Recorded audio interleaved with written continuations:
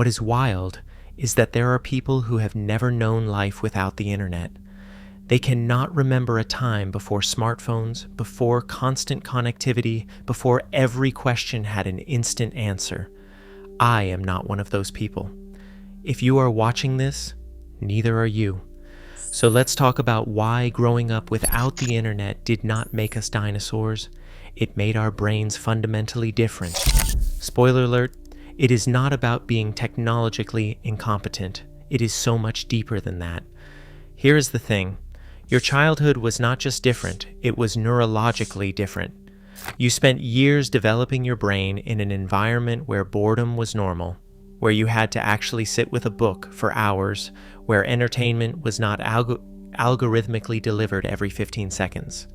Everything about how your attention formed, how your memory works, how you process information, it is distinctly yours. And then the internet happened.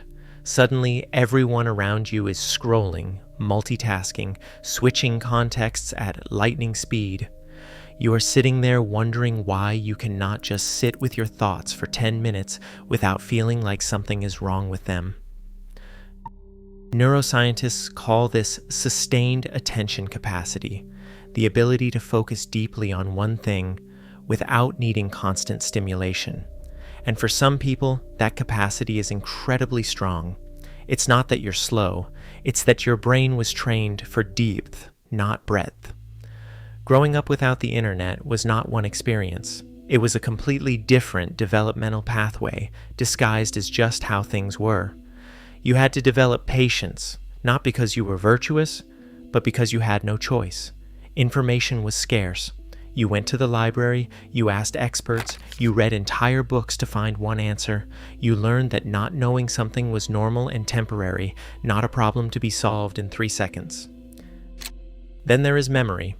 You remember things, like actually remember them. Phone numbers, addresses, facts you learned in school, because your brain had to.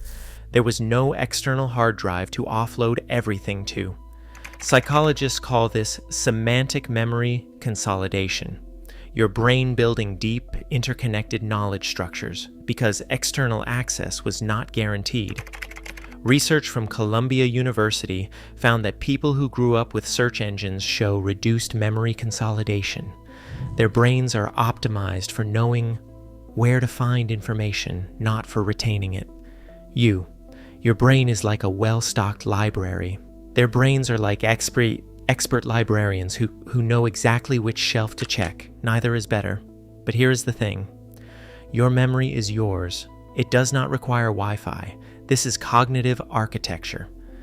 The fundamental way your brain processes and stores information. And yours was built in an entirely different era. When you grew up without constant connectivity, your brain learned something crucial. How to be alone with itself. You had to entertain yourself. No infinite scroll to fill empty moments. No algorithm to prevent silence. You developed what psychologists call self-sufficient attention, the ability to think, reflect, and daydream without external stimulation. You know that uncomfortable feeling when your phone dies and you are just sitting there? Digital natives feel that intensely. There's a famous study where researchers asked people to sit alone with their thoughts for 15 minutes. Many participants chose to give themselves electric shocks rather than sit in unstimulated silence. Their brains' ways literally have not developed the capacity for undirected thought that you built naturally. It is not a moral failure. It is neurological development. If your brain forms during an era of constant stimulation, silence feels intolerable. But you are comfortable with boredom. You had to be. You have neural infrastructure they never built. Here's the kicker.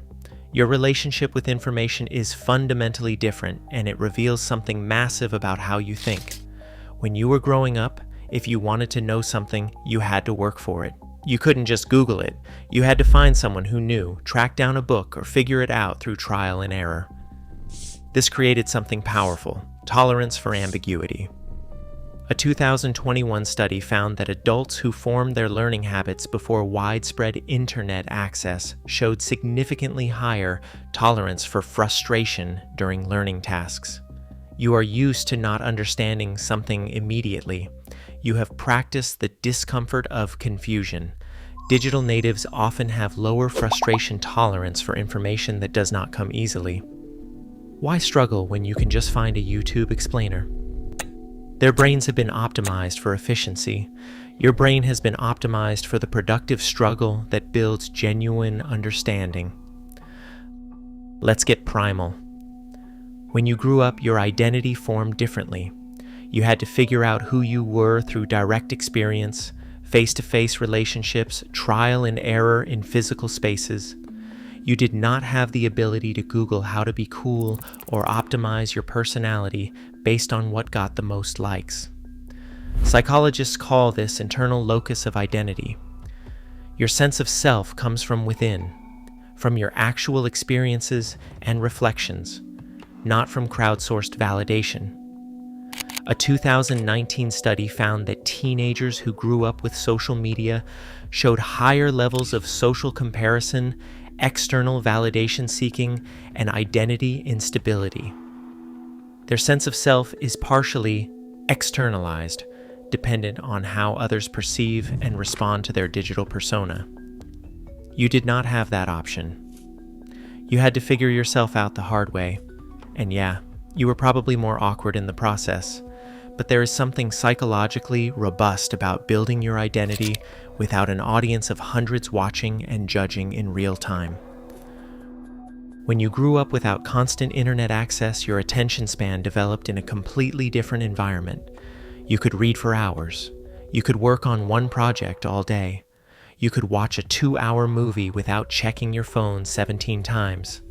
Studies using functional magnetic resonance imaging scans show that heavy internet users from childhood show different patterns of neural activation in the prefrontal cortex, the area responsible for attention and impulse control. Their brains are optimized for multitasking and rapid context switching, often at the cost of sustained, deep focus. Your brain? It was trained for depth, for patience, for sitting with something complex until you understood it. Psychologist Cal Newport calls this deep work, sustained, undistracted concentration on cognitively demanding tasks, and it is increasingly rare and increasingly valuable. You have a developmental advantage here that most digital natives never built. Here's where it gets really interesting. Your dopamine system works differently. You know that anxious feeling digital natives get when they cannot find their phone? That low-level panic? That is their brain experiencing withdrawal from constant micro-rewards. They are accustomed to continuous stimulation, likes, notifications, new content, instant answers. Research shows their dopamine systems operate on a much faster cycle.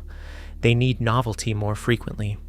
The same stimulus that would satisfy you feels insufficient to someone whose brain developed expecting constant digital rewards. Your dopamine system is not wired to need constant external validation.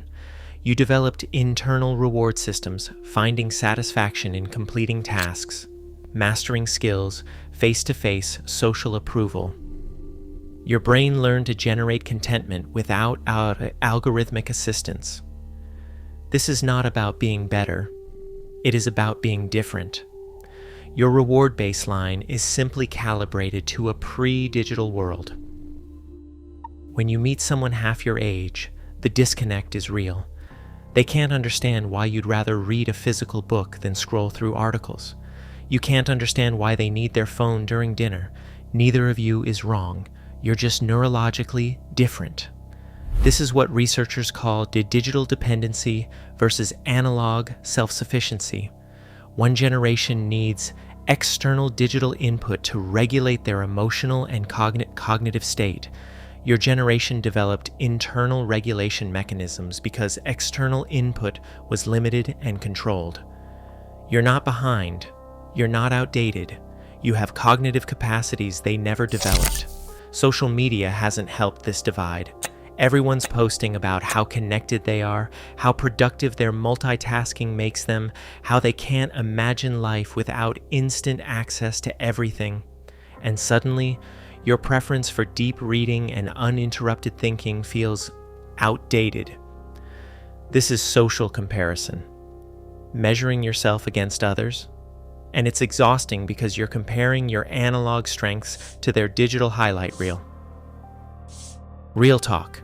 Your cognitive patterns are not obsolete. They are increasingly rare and valuable precisely because they are becoming uncommon. Deep reading, sustained attention, comfort with not knowing immediately. These are not nostalgic relics. They are skills humanity spent millennia developing. When you exist in modern digital culture, you are not just adapting to new tools. You are a digital immigrant in a native's world. And while that requires more conscious effort, it also means you remember what life was like before every moment was mediated by screens. You hold something crucial, the ability to think without input, to focus without distraction, to be comfortable in silence, to know things deeply rather than superficially. If you grew up without the internet, you are not slow to adapt. You are neurologically different. Your attention span, your memory systems, your relationship with information, your comfort with solitude, they are all calibrated to a pre-digital world. And here is the secret: that might be exactly what makes you valuable. While everyone else is drowning in information and starving for wisdom, you have the cognitive infrastructure to actually think deeply about what matters. You're not antisocial for preferring a phone call to endless texting. You're not a Luddite for reading physical books. You're not behind for needing time to think before responding. You're someone whose brain developed capacities that are rapidly disappearing. That's not a weakness. That's your competitive advantage.